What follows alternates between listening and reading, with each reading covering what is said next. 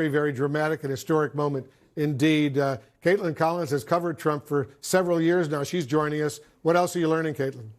Well, I mean, the president's legal team had been bracing for this, the former president's legal team. They knew that this was likely something that could happen. He himself, of course, has been bracing for it ever since he said that he believed last Tuesday he was going to potentially be arrested. Obviously, it did not happen at that time. They didn't really have a window into what the timing here was going to look like. They obviously were operating under what we had heard as of yesterday, which was that there was potentially going to be a hiatus for this grand jury. But now, obviously, this has happened. And so the question is what happens next, because his attorneys have said that he will surrender, that he will fly his plane here to New York to go through the next steps where he's going to be fingerprinted and photographed for the next steps of what an indictment looks like. We don't know how soon that will happen. It could take several days. But they have been planning to a very, delicate or intricate detail, I should note, level of what that is going to look like. Talking about the kind of facial expression he has as he's walking into the courthouse, if it is in front of the cameras, as typically is the case here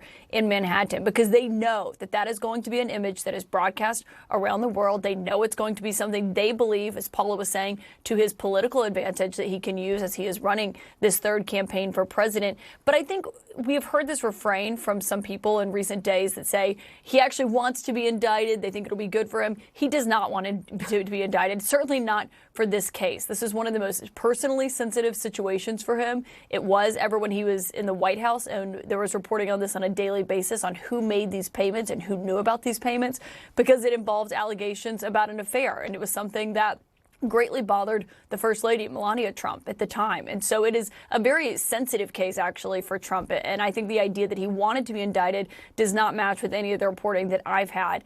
But it is a historic nature that he is now the first U.S. president, former U.S. president, to face criminal charges. Yeah, it's really a dramatic moment indeed. Kristen